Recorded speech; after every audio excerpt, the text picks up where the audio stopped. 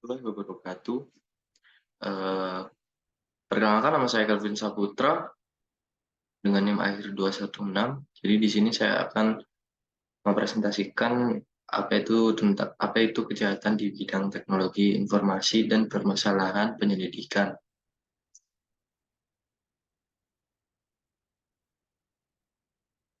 Nah, sebelum masuk ke materi, kita akan mengetahui apa itu keamanan cyber.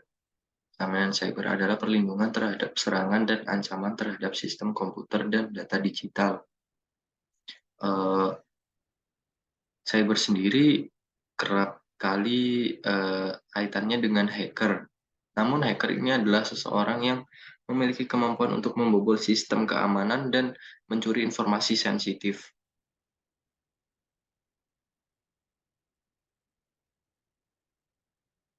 Nah, di sini ada kejahatan di bidang teknologi informasi. Yang pertama yaitu pencurian identitas atau identity theft.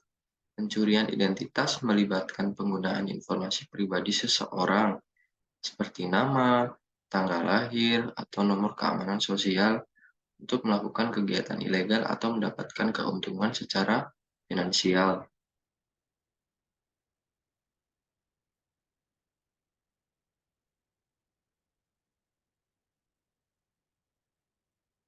Kedua, ada penipuan elektronik atau phishing. Phishing melibatkan upaya memperoleh informasi sensitif seperti kata sandi atau rincian kartu kredit dengan menyamar sebagai entitas terpercaya melalui komunikasi elektronik. Selain penipuan elektronik, phishing ini biasanya ditemui dengan bentuk link. Yang kedua, ada kejahatan di bidang teknologi informasi, yaitu serangan malware.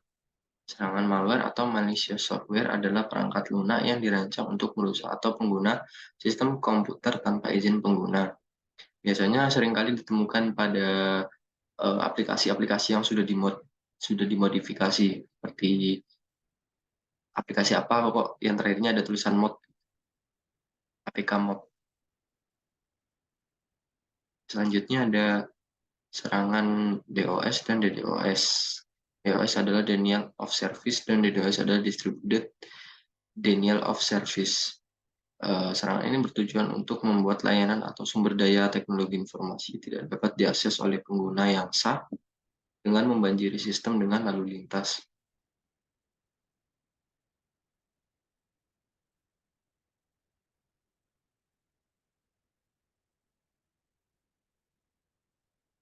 Kemudian ada pembobolan data atau data breach. Pembobolan data terjadi ketika data sensitif atau pribadi diakses atau dicuri oleh pihak yang tidak berwenang.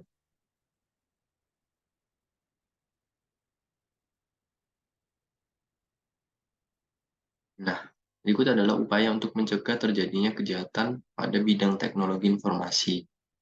Yang pertama yaitu kebijakan keamanan informasi, mengembangkan dan menerapkan kebijakan keamanan informasi yang jelas dan komprehensif untuk memandu perilaku dan tindakan karyawan terkait keamanan. Yang kedua, pendidikan dan pelatihan keamanan. Melibatkan karyawan dalam program pendidikan dan pelatihan keamanan cyber untuk meningkatkan kesadaran mereka terhadap ancaman dan praktik keamanan terbaik.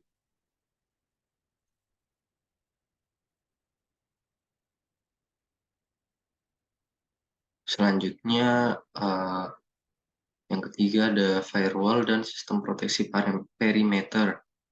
Nah, sistem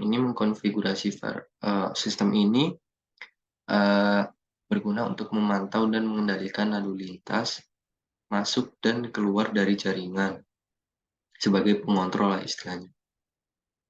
Yang selanjutnya yang keempat ada inskripsi data.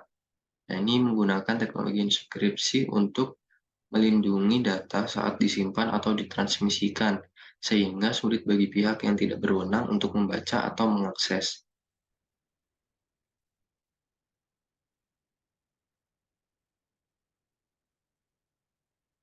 Yang kelima ada backup dan pemulihan.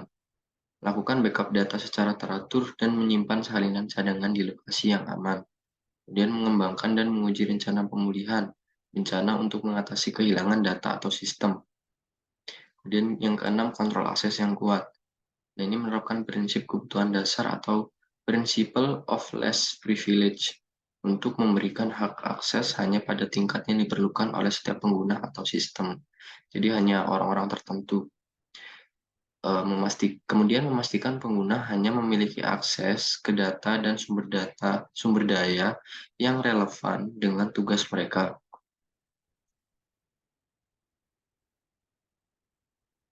Selanjutnya ada kesadaran keamanan cyber. Yang pertama, pendidikan terus-menerus atau memperkaya pengetahuan mengenai keamanan cyber dan cara melindungi sistem dan data.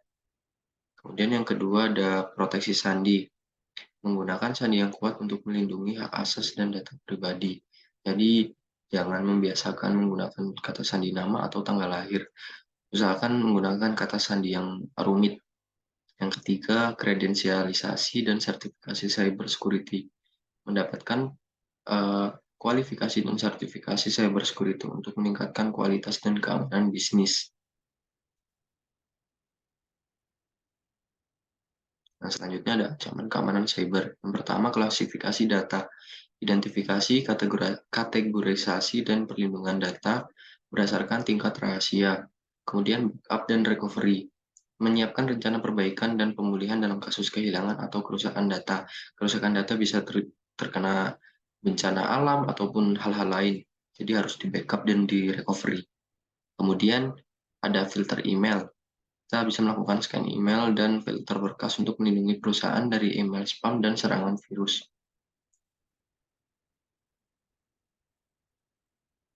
Nah, di sini ada konsekuensi dari kegagalan keamanan cyber. Yang pertama, kerugian di bidang keuangan. Nah, kejahatan cyber dapat berdampak besar pada pendapatan dan keuangan perusahaan. Karena apabila data keluar otomatis data bocor otomatis akan terjadi kerugian. Kemudian kerusakan reputasi. Serangan keamanan digital dapat menyebabkan kerusakan masa depan dan citra perusahaannya menurun. Lalu potensi masalah hukum. Apabila perusahaan itu tidak dapat melindungi data pelanggan dengan benar, maka dapat dikenai tuntutan hukum. Jadi sekian dari saya. Apabila ada salah kata dan kurangnya dalam presentasi ini, wassalamualaikum warahmatullahi wabarakatuh.